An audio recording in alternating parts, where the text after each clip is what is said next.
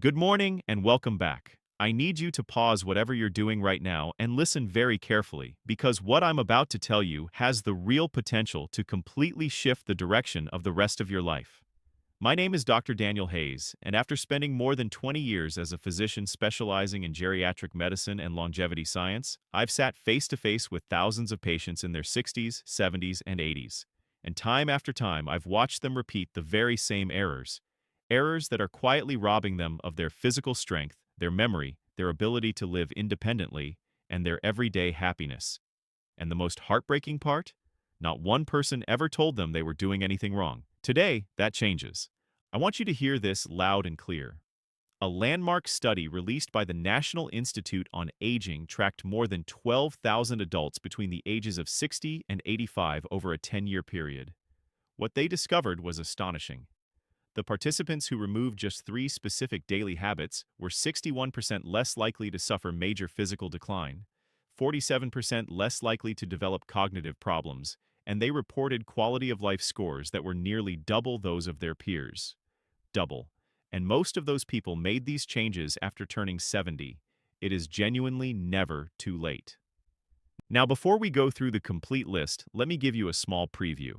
The number one item on today's list is something that nearly every senior does automatically every single morning without a second thought. In fact, most doctors have never warned their patients to stop doing it. It is that deeply woven into our daily routines. So please stay with me all the way to the end, because number one might honestly catch you off guard. But before we dive in, I want to ask you something personal. Drop your age in the comments below and tell me, what is the single health habit in your senior years that you are most proud of?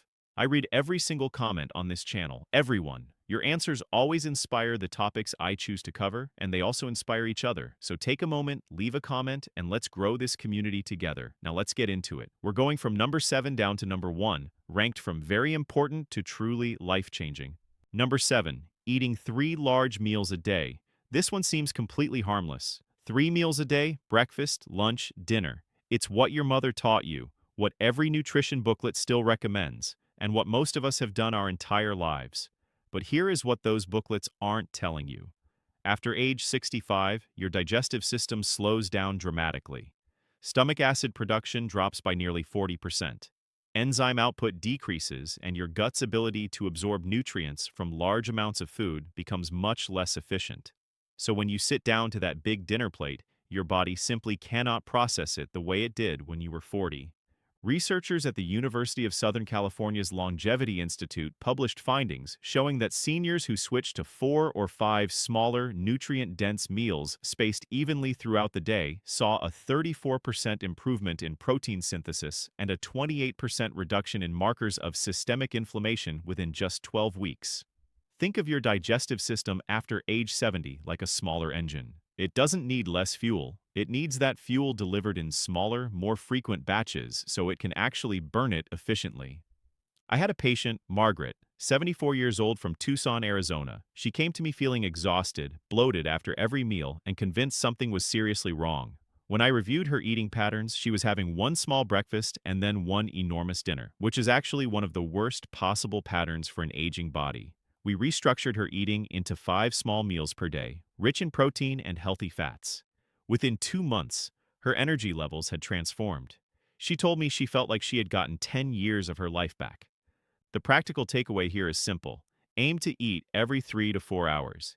Each meal should contain at least 25 to 30 grams of protein, because after 70, your body needs more protein per pound of body weight than it did in your 30s. This is due to a process called anabolic resistance. Your muscles become less efficient at responding to protein, so you have to give them more to work with. Pair each meal with a small amount of healthy fat, like olive oil or avocado, which helps your body absorb fat-soluble vitamins that are critical for bone and immune health. Number 6. Taking long, hot showers every day. I can already feel some resistance to this one, but stick with me because the science here is genuinely fascinating. Once you understand what happens to your skin and circulation after 65, you will never look at your shower the same way again. As we age, our skin produces far less natural oil. The sebaceous glands slow down, the skin barrier becomes thinner and more fragile, and moisture retention falls dramatically. Hot water, especially prolonged exposure, strips away the remaining lipid barrier of the skin and causes something called transepidermal water loss. In plain language, it dries your skin from the inside out. A study conducted by dermatologists at Johns Hopkins found that adults over 65 who took daily hot showers lasting more than 10 minutes had a 52% higher rate of chronic dry skin conditions, increased inflammatory skin responses, and importantly, a measurably weakened immune barrier in the skin. But here's where it gets especially interesting for seniors. Hot water dilates your blood vessels quickly, which causes a sudden drop in blood pressure. After 70, your cardiovascular system's ability to compensate for these rapid pressure changes slows down significantly. This is one of the leading and most underreported causes of dizziness and falls in the bathroom among older adults.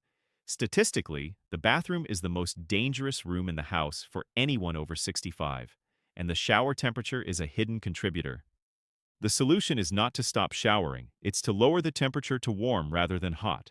Limit showers to 8 minutes or less, and immediately after showering, apply a ceramide-rich moisturizer while your skin is still slightly damp to lock in moisture.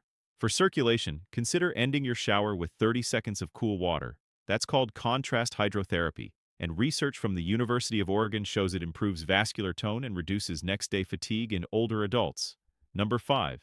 Avoiding resistance training because of joint pain. This is one of the most dangerous myths I encounter in my practice, and it is costing seniors years of functional independence. The idea that if your knees hurt or your hips ache, you should rest and avoid exercise sounds logical on the surface. But the science tells a completely different story. Your muscles and bones work as partners. When muscles weaken, they place more stress on your joints, not less. Avoiding resistance training after 65 speeds up a process called sarcopenia, the age-related loss of muscle mass. After age 70, your body can lose up to 3% of its muscle mass per year without active resistance training. By age 80, many sedentary seniors have lost 30 to 40% of the muscle they had at 50. And that's not just about appearance. That muscle is what keeps you upright, prevents falls, keeps your metabolism running, and maintains your bone density. A groundbreaking study from Tufts University followed adults between the ages of 72 and 98 who engaged in twice-weekly progressive resistance training. After just 10 weeks, participants showed an average 113% increase in strength, improved balance, faster walking speed, and in several cases, reduced joint pain, not increased. The researchers concluded that frailty itself, not age, was the problem, and frailty is reversible. I worked with a man named Harold, 81 years old, from Baton Rouge, Louisiana. Harold came to me convinced his body was falling apart. He had given up walking more than a block because his knees hurt. We started him on a chair-based resistance program using light resistance bands, just twice a week, 20 minutes per session. 4 months later, Harold was walking a mile every morning. He told me he hadn't felt that free in 15 years. Start with seated resistance exercises using light bands or even your own body weight. Focus on large muscle groups: thighs, glutes, back. The synergy tip here is to eat your protein-containing meal within 30 minutes after resistance training. That post-exercise window is when your muscles are most receptive to amino acids, and for seniors with anabolic resistance, this timing isn't optional, it's essential. Number 4, relying entirely on reading glasses and avoiding vision training. Here's something most eye doctors never mention. Vision, like muscle, responds to training. The lens of your eye and the ciliary muscles that control it weaken with age, a condition called presbyopia, which is just the medical term for age-related near vision loss. Most people simply accept this, get stronger and stronger reading glasses, and assume the decline is inevitable and irreversible. But the ciliary muscles are still muscles. Research published in the journal Scientific Reports from a team at the University of California, Riverside, found that 30 minutes of daily near-far focusing exercises, combined with adequate lutein and zeaxanthin in the diet, produced measurable improvements in reading speed and visual clarity in adults over 60 within just a matter of weeks. This won't replace your glasses, but it can dramatically slow the progression and reduce your dependency over time. Beyond the lens, the brain's visual processing centers also slow with age. After 70, your contrast sensitivity, meaning your ability to distinguish objects from backgrounds in low light, decreases by up to 27%. This is one of the primary reasons falls happen in dimly lit environments. Training your eyes with daily exercises, ensuring adequate zinc and vitamin A intake, and optimizing your home lighting are all evidence-based strategies that most seniors are simply never given. This is a great moment to pause and say, if this channel has ever given you information your doctor forgot to mention, please take a second right now and hit the subscribe button and leave a like on this video. It genuinely helps us reach more seniors who need this information, and it costs you absolutely nothing. Okay, back to the list. Number 3. Sleeping more than 9 hours or relying on sleep aids regularly. This one surprises people because we always hear that sleep is healing, and it is. But the relationship between sleep and aging is far more nuanced than most people realize, and getting it wrong is quietly devastating brain health in millions of seniors. A massive study from Harvard Medical School that followed over 14,000 adults over an 8-year period found that seniors who regularly slept more than 9 hours per night had a 46% higher risk of cognitive decline compared to those who slept between 7 and 8 hours. This is not because sleep is harmful, it's because chronically long sleep is often a symptom of poor sleep quality, not restorative rest. And that poor quality sleep, characterized by fragmented cycles, reduced deep sleep, and insufficient REM sleep, fails to clear the metabolic waste products from the brain that accumulate every day. Your brain has a literal cleaning system called the glymphatic system. Think of it like a nighttime sanitation crew that washes through your brain removing debris, including amyloid plaques associated with Alzheimer's disease. But the glymphatic system only works effectively during the deep stages of sleep, and it is most active during the first 6 to 7 hours. Spending 9 or 10 hours in bed often means hours of fragmented light sleep that produces none of this critical cleaning. As for sleep aids, including over-the-counter antihistamine-based products like diphenhydramine, the research is alarming. A study published in JAMA Internal Medicine found a significant correlation between regular use of anticholinergic sleep aids and increased dementia risk in older adults. These medications cross the blood-brain barrier, reduce acetylcholine, the key neurotransmitter for memory and cognition, and with repeated use, they can cause lasting changes in brain chemistry.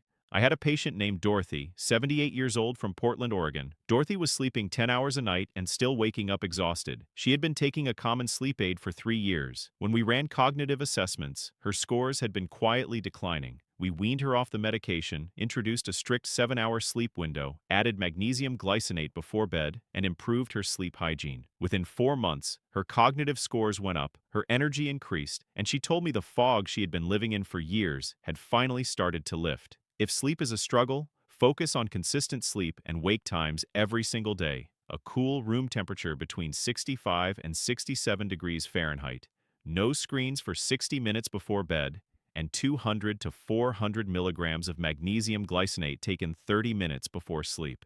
Pair this with chamomile or passion flower tea for a natural synergy that supports GABA, the brain's calming neurotransmitter, without dangerous side effects. Number 2. Drinking less water because you feel less thirsty. This may be the most overlooked and underestimated health crisis among seniors in the world today. And the reason it is so dangerous is precisely because it's invisible. You don't feel it happening. Here's the biology. As we age, the hypothalamus, the part of the brain that regulates thirst, becomes progressively less sensitive.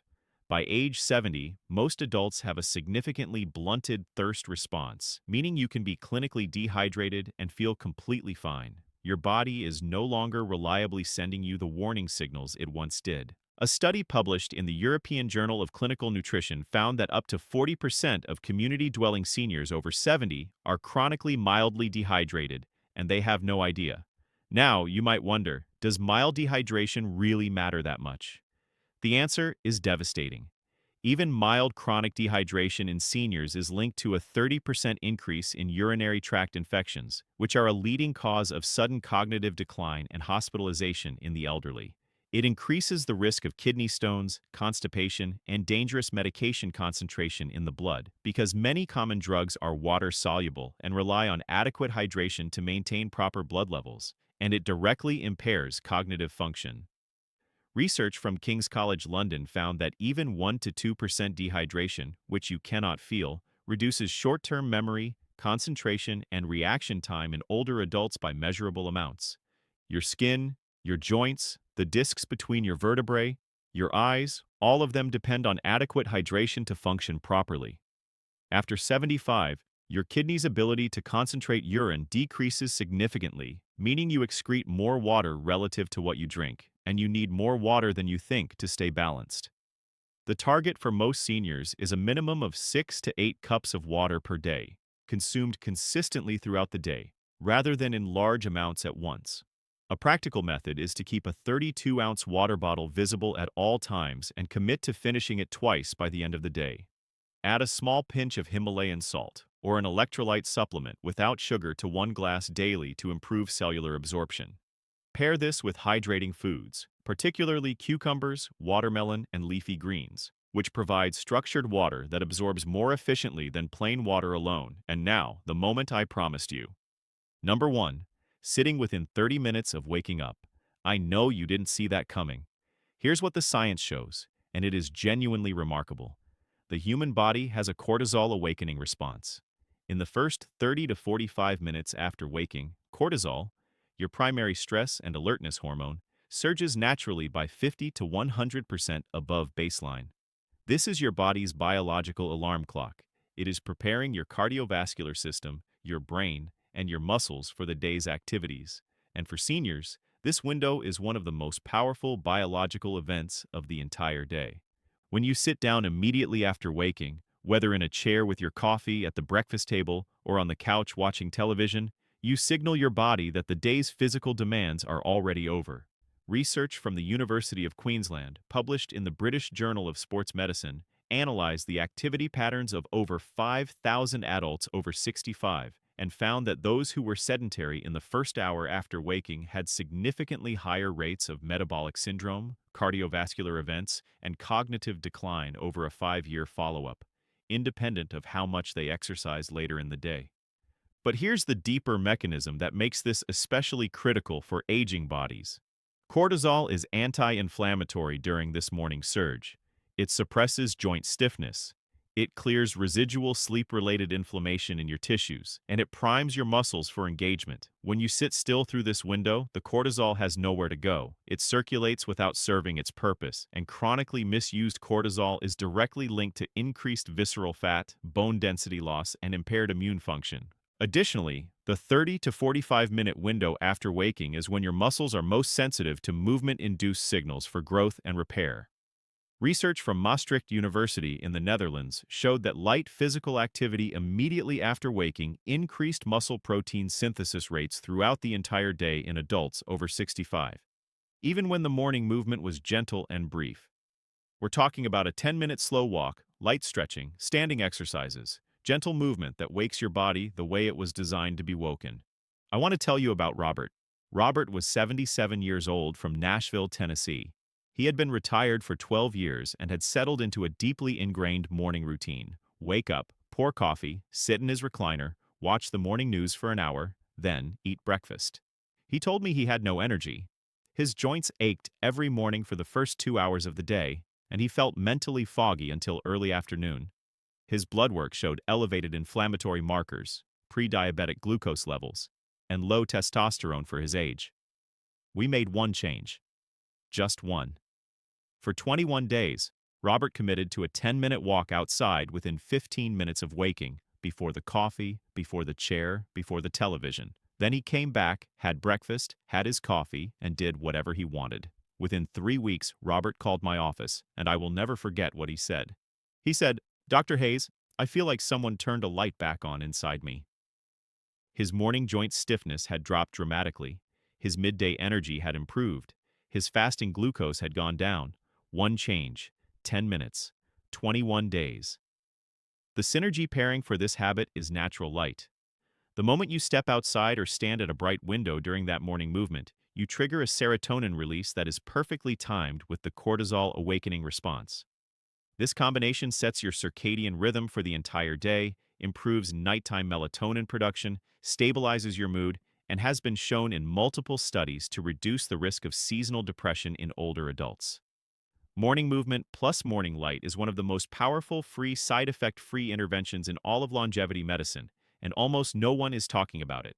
All references for the studies I mentioned today are linked in the description below, and I encourage you to read them. Now let me bring this home for you, because this is not just about biology and statistics. This is about your life. This is about whether you spend the next decade watching it happen from a chair, or whether you are present, capable, independent, and genuinely alive in every room you walk into. I have watched patients in their late 80s reverse conditions their previous doctors told them were permanent. I have watched people who could barely walk across a parking lot become daily walkers within months. I have watched cognitive clarity return to people who had begun to feel afraid of their own minds. And in every single case, the turning point was not a medication, not a surgery, not a miracle. It was information. The right information applied consistently. You have that information now. 7 things, changes that cost nothing, require no prescription, and can begin today. Your body is not betraying you. It is responding to the inputs it is given. Change the inputs, and you will be amazed at what this incredible human body of yours still has the capacity to do. If this video reached you at the right moment, if something here connected with where you are in your life right now, please share it with someone you love who needs to hear it. And if you are not yet subscribed to this channel, this is your invitation. We publish new research-backed content every week, specifically designed for adults over 60 who refuse to accept that decline is inevitable, because it is not. Subscribe, turn on the notification bell, and join a community of people who are choosing to live fully at every age. And now I want to hear from you. In the comments below, tell me this. Which of these 7 habits are you going to work on first? And what is one thing you have already changed in your senior years that made a real difference? I will be reading every single response, and your story just might inspire the next video. Take care of yourself. I'll see you in the next one.